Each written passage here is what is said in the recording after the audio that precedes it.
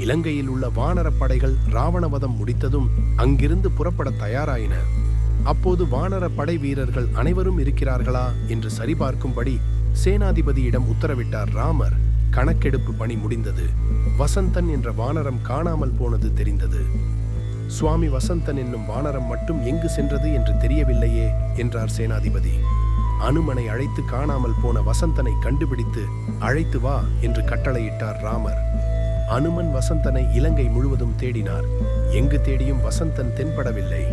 இறுதியாக யமலோகத்தில் வசந்தன் இருப்பது தெரிய வந்தது. யமலோகம் சென்ற அனுமன் வசந்தன் இங்கே எப்படி வந்தான் என்று யமதர்மரிடம் கேட்டார். அதற்கு யமதர்மர், சுவாமி கோபம் கொள்ளாதீர்கள். பூலோகத்தில் உள்ள அனைவரும் உமது புகழை கேட்டு மகிழ்கிறார்கள். அதை கேட்கும் ஆசை எனக்கும் வந்தது. நான் பூலோகம் வந்தால் என் பார்வை பலத்தால் பலரும் யமலோகம் வரவேண்டிய சூழல் உண்டாகும். அதனால் வசந்தனை வரவழைத்து உமது பெருமைகளை கேட்டு மகிழ்ந்தேன் என்றான். அதன்பின் வசந்தனுடன் பூலோகம் வந்து சேர்ந்தார் அனுமன். அவர்களின் வருகையைக் கண்ட வானரங்கள் துள்ளி குதித்தன.